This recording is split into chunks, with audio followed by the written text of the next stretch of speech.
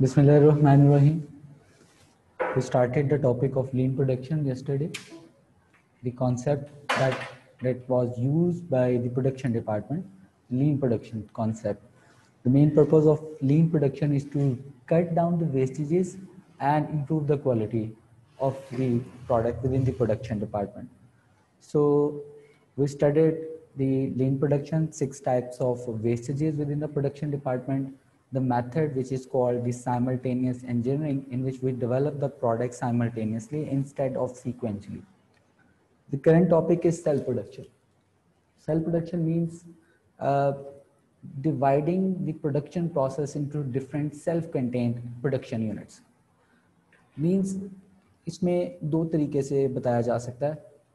पहले single product business की example दी जाती है कि वो अपने सारे प्रोसेसेस को डिफरेंट पार्ट्स में कन्वर्ट कर लेता है और हर पार्ट की एक टीम और एक टीम लीडर को एलोकेट कर देता है, and the team leader is responsible for completing that unit of production.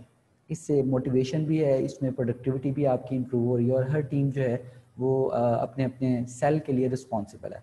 Single product businesses के लिए भी इसकी एक ये एग्जांपल मानी गई. उसके बाद जो दूसरी एग्जांपल इसमें है मल्टी प्रोडक्ट बिजनेसेस में ये की जाती है. If you are offering the multi product business तो आप देख सकते हैं कि different production line, different flavours को आप अलग कर दें या डिफरेंट कार असेंबली को आप सेल्स बना दें. एक सेल जो है वो complete unit of responsibility project पे काम कर रहा है, एक पूरी कार के मॉडल को प्रोड्यूस कर रहा है, दूसरी टीम या जो है वो दूसरे प्रोजेक्ट पे काम कर रही है. सो अकॉर्डिंग टू जापानीज ये जो प्रोसेस है सेल प्रोडक्शन का, ये ओवरऑल जो प्रोडक्टिविटी है उसको उसमें इम्प्रूवमेंट का बायस नज़र आता है. हम बेसिकली लीन प्रोडक्शन के मेथड्स की तरफ पढ़ रहे हैं, जिसमें आपने कल साइमल्टेनियस इंजीनियरिंग पढ़ा और आज आपने स्टार्ट किया सेल प्रोडक्शन. इसको सेलुलर प्रोडक्शन भी कहा जाता है, जिसमें फ्लो प्रोडक्शन को या बैच प्रोडक्शन को मिनी प्रोडक्शन यूनिट्स में डिवाइड कर दिया जाता है. Self contain mini production units में डिवाइड कर दिया जाता है. ऑब्वियसली एक टीम को एलोकेट करना है, एक प्रोजेक्ट के लिए आपने एलोकेट करना है और हर टीम का जो एक लीडर होगा और उसमें एक हायरार्की होगी. The team leader means the team leader is responsible for completing that project और उसकी परफॉर्मेंस को मेजर किया जाएगा. इसमें यह बेनिफिट भी है कि डिफरेंट टीम्स की परफॉर्मेंस को मेजर किया जाएगा. क्या बेनिफिट आपको मिल रहे हैं? आपको आउटपुट की, क्वालिटी की, लीड टाइम की, प्रोडक्टिविटी, ये सारे बेनिफिट जो हैं वो आपको लीन प्रोडक्शन और सेल प्रोडक्शन के अंदर जो है वो नज़र आ रहे हैं. सेल प्रोडक्शन इंप्रूवमेंट्स हैं, वर्कर मोटिवेट भी हो रहे हैं और आपकी प्रोडक्टिविटी और क्वालिटी भी इंप्रूव हो रही है. और जो कि मेन मकसद था वेस्टेजेस, हो सकता है कि इंडिविजुअल टास्क में if you are not divided the production into different mini production units, तो हो सकता है कि प्रोडक्टिविटी का लैक इंडिविजुअली नज़र आए. तो उसको आपने कवर अप किया, इस वेस्टेजेस को आपने रिमूव किया, टीम वर्किंग से आपने इस वेस्टेजेस को रिमूव किया. और ऑब्वियसली एक ड्रॉबैक, हर टीम की जो स्पीड है वो डिफ़र करती है. इसके लिए आपको इसका एक सोल्यूशन भी है. अगर टीम्स की जो परफॉर्मेंस है अगर वो बहुत ज़्यादा वेरी करती हैं तो आप उसके लिए एक स्टैंडर्ड यूनिट, स्टैंडर्ड स्पीड जो है वो डिफ़ाइन कर सकते हैं ताकि इस ड्रॉबैक को कवर अप किया जा सके. फ्लेक्सिबल स्पेशलिटी तो कभी फ्लेक्सिबल नहीं हो सकती. स्पेशलिटी जो है, स्पेशलिज्म, फ्लेक्सिबल स्पेशलिज्म, बेसिकली ये एक टाइम बेस्ड मैनेजमेंट है. स्पेशलिटी तो कभी फ्लेक्सिबल नहीं हो सकती. लेकिन यहाँ पे इसमें एक ड्रॉबैक बताया गया कि if you are offering the same product multiple years, number of years एक ही प्रोडक्ट सेम मार्केट में सेम लॉन्च किया और उसमें आप कोई कस्टमाइजेशन नहीं करते तो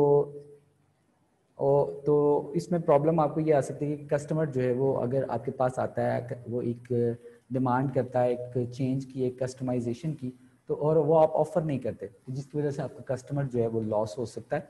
इस लॉस से ये वेस्ट है, आपने कस्टमर को क्या कर दिया, ज़ाया कर दिया, वेस्ट कर दिया. और आज हम यही तो देख रहे हैं. The business apply the lean production just in order to cut down the waste. जो भी चीज़ बिजनेस में वेस्ट ज़ाया हो रही है उसको आज हमने कम करना है.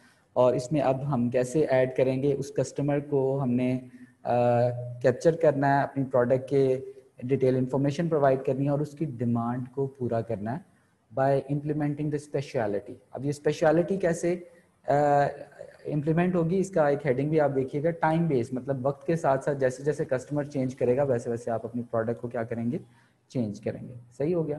तो अब ये देखते हैं कि इस के लिए अगर आप इस फ्लेक्सिबिलिटी को, जो कि स्पेशलिटी की फ्लेक्सिबिलिटी है, इसको लाना चाहते हैं, that you have to apply 3 things within your production department, जिसमें सबसे पहले फ्लेक्सिबल एम्प्लॉयमेंट कॉन्ट्रैक्ट। सबसे पहले इसमें फ्लेक्सिबल एम्प्लॉयमेंट कॉन्ट्रैक्ट जो हैं वो ऑफर किए जाते हैं। नॉन कोर एम्प्लॉयज़, अगर आप इसको फर्दर एचआर की लैंग्वेज में अगर आप इसको रिवाइज कीजिए तो ये सॉफ्ट ह्यूमन रिसोर्स और हार्ड ह्यूमन रिसोर्स की बात कर रहा है। नॉन कोर मतलब hard human resource, where you hire the temporary और पार्ट टाइम वर्कर्स। तो ये फ्लेक्सिबल एम्प्लॉयमेंट होगी, आप उनसे काम लें उनकी स्किल के मुताबिक, और विजिटिंग पे उनसे काम लें पार्ट टाइम टेम्परेरी बेसिस पे, और जैसे ही इनकी ज़रूरत खत्म हो आप इनको फ्री कर सकते हैं, रिडेंडेंट कर सकते हैं। पहली ऑप्शन ये है कि इसमें लीन प्रोडक्शन में सॉफ्ट एम्प्लॉयज़ को कम प्रेफर किया गया और हार्ड ह्यूमन रिसोर्स को ज़्यादा प्रेफर किया गया। अडॉप्टेबिलिटी ऑफ मशीनरी, आपके पास मल्टी टैलेंटेड मशीन्स, जो multi talented machines are those which are able to perform more than one task at the same time. तो एक ऐसी जो स्विच कर सकें, प्रोडक्शन में स्विच कर सकें। इसकी परफेक्ट पर्टिकुलरली एक जो एग्जांपल मैं आपको देता हूँ कि कोई ऐसी मशीन जिसको पूरा चेंज ना करना पड़े, just we need to change some of the key components, तो वो मशीन जो है वो डिफरेंट बिहेव करना शुरू हो जाए। That is called what we call the adaptable or flexible machinery. उसके बाद मल्टी टैलेंटेड स्टाफ आपको रिक्वायर्ड है। अगर आप एम्प्लॉयज़ हायर भी करते हैं, इवन अगर हम बात कर लेते हैं कि चलें आप soft employees, soft human resource को यूज़ करें, सॉफ्ट किस्म के एम्प्लॉयज़ को हायर करें, तो इसमें फिर ये है कि वो that employ should be multi talent. एक से ज़्यादा कुछ ऐसे एम्प्लॉयज़ होती हैं दुनिया में जो एक से ज़्यादा टास्क और रिस्पॉन्सिबिलिटीज़ को परफॉर्म करने के काबिल हो जाती हैं, या आप उनको ट्रेन कर देते हैं खुद से, आप बिजनेस उनको ट्रेन कर देता है ताकि वो मल्टी टैलेंटेड बन जाएं, और समटाइम्स आप वो एम्प्लॉय ऑलरेडी खुद से मल्टी टैलेंटेड होता है और वो एक वैल्यूएबल एम्प्लॉय है, उसकी बहुत ज़्यादा value comparatively single talented employees की। इनकी वर्थ है, इनकी बिजनेस इनको रिवॉर्ड करता है, इनकी फाइनेंशियल रिवॉर्ड्स, और इनकी हायरिंग जो है वो कंपैरेटिवली दूसरे एम्प्लॉय से डिफरेंट होनी चाहिए। ऑब्वियसली फ्लेक्सिबल अप्रोच है, इसमें कंज्यूमर की डिमांड्स को आज आपने ऐड किया, और कस्टमाइजेशन, वो जो कस्टमर का लॉस था, वो जो वेस्ट था कस्टमर का, वो आपने रिड्यूस कर लिया। So the last method of lean production is the kaizen. ये जापानीज वर्ड है काइजन, दो चीज़ों का बेसिकली क्या है, कॉम्बिनेशन है। काई स्टैंड फॉर इम्प्रूवमेंट एंड जन स्टैंड फॉर कॉन्टिन्यूस। जापानीज़ का ये एक फिनोमेना इन्होंने इंट्रोड्यूस करवाया, कॉन्टिन्यूसली इम्प्रूव करें। आप अपने प्रोडक्ट की प्रोडक्शन डिपार्टमेंट की क्वालिटी को कॉन्टिन्यूसली क्या कीजिए, इम्प्रूव करते रहें। किसी एक जगह पे क्वालिटी को रोका नहीं जाता। मतलब इसका आसान ये समझाया जाता है that quality has no end actually. Every business has a responsible according to the market to improve the quality with the passage of time। वक्त के साथ साथ आपको अपने आप को improve करना है, अपने आप को improvement in terms of product quality, improvement in terms of customization according to the demand, according to the market situation आपको change करना है। और जैसे जैसे customer और आपका competitor अपनी product को change कर रहा है, तो काइजन एक continuous improvement का नाम है, और ये काइजन इंक्रीमेंटल चेंजेस आज हम देखने जा रहे हैं, इम्प्रूव करेगी एफिशिएंसी और क्वालिटी को। इसका ये जो काइजन का जिस बेसिकली फिलॉसफी है, जो फिनोमिना है बेसिकली, वो आज हम समझते हैं कि इसकी बेसिक फिलॉसफी क्या चीज़ है, यानी काइजन हम कैसे इम्प्लीमेंट कर सकते हैं। सबसे पहले तो ये बताया गया कि ये कॉन्टिन्यूस इम्प्रूवमेंट है, और अब इसके आइडिया की तरफ आ जाते हैं कि बेसिकली इसका आइडिया क्या है। इसका बेसिकली आइडिया ये है कि आप एम्प्लॉयज़ के आइडियाज़ के थ्रू अपने बिजनेस की क्वालिटी को कॉन्टिन्यूसली इम्प्रूव करते हैं। Kaizen means Japanese terminology in which the business quality improved through the introduction of quality circles within the business. These quality circles, the group of people who are responsible for identifying the quality related problem within the production department, not only the production department but the whole business actually। Business के अंदर जो भी problems, जो भी issues आपको नज़र आ रहे हैं, वो बेसिकली क्या होंगे, वो काइजन के थ्रू उनको आइडेंटिफाई किया जाएगा और उनको रिमूव किया जाएगा।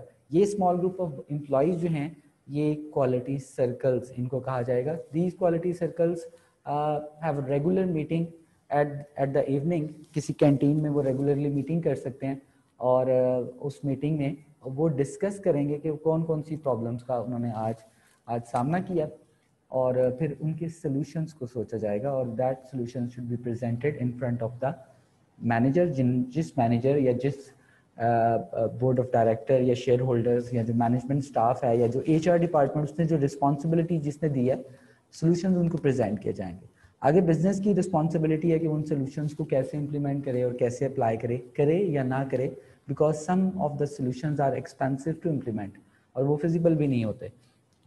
कुछ काइजन ग्रुप्स एम्पावर्ड होते हैं और वो उनको पावर दे दी जाती है कि वो प्रॉब्लम को देखते हैं and they have the right to solve the problem as well, लेकिन ये रिसोर्सेज को वेस्ट करने का बायस भी बन सकते हैं।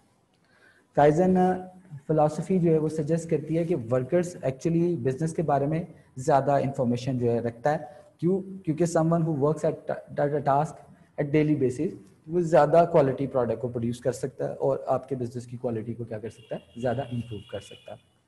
इसलिए क्वालिटी सर्कल को इंट्रोड्यूस करवाया गया है। यहाँ पे क्लियरली आपको एक डेफिनेशन नज़र आ रही है, the quality circles, these are the voluntary group of people who regularly meet and discuss the problems they face in the current situation.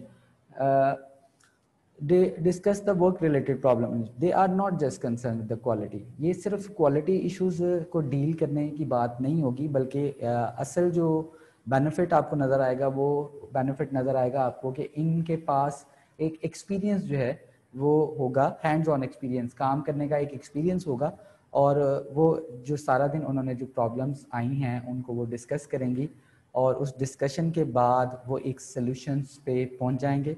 उस सॉल्यूशंस को डिस्कस किया जाएगा क्वालिटी सर्कल्स में और उन सॉल्यूशंस को उसके बाद जो बेस्ट सॉल्यूशंस हैं उनको फाइनल करके मैनेजर के सामने जो है वो प्रेजेंट कर दिया जाएगा। तो quality circles basically successful method हैं वर्कर पार्टिसिपेशन के। हमेशा ये याद रखिएगा, लीन प्रोडक्शन के जितने भी मेथड हमने पढ़े हैं उसमें आपने एक चीज़ स्टार्ट पे ही मैंने बता दी थी, these concepts are only used by the democratic leadership. Worker participation जो है वो इसमें कॉमन है, ऑटोक्रेटिक लीडर्स के लिए टॉपिक जो हैं वो नहीं डिज़ाइन किए गए। सो लीन प्रोडक्शन के जो सारे हमने टॉपिक पढ़े, स्टार्ट से लेके हमने इस सारे टॉपिक को जो है वो स्टडी किया और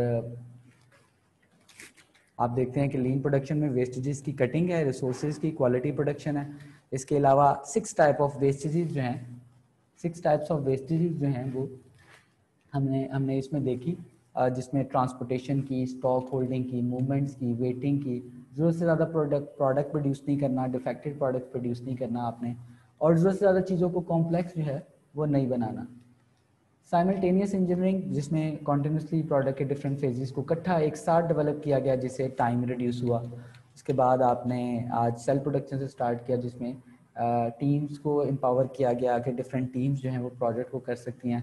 इसके बाद फ्लेक्सिबल स्पेशलिटी आपने देखी, जिसमें कस्टमर्स को कस्टमाइजेशन ऑफर की गई थ्रू लीन प्रोडक्शन। उसके बाद आप देखते हैं काइजन, जिसमें कॉन्टिन्यूसली आपके बिजनेस की क्वालिटी को जो है वो इम्प्रूव किया गया और सिमिलर प्रोडक्ट्स ऑफर नहीं की। इसके अलावा एएस में आपने एक टॉपिक पढ़ा था, just in time stock control, तो उसमें स्टॉक मैनेजमेंट की जाती है और उसमें स्टॉक की वेस्टेजेस को रिड्यूस किया जाता है। तो उसको आपने एएस से तैयार करना है और A2 के एग्जाम में आप लिख सकते हैं।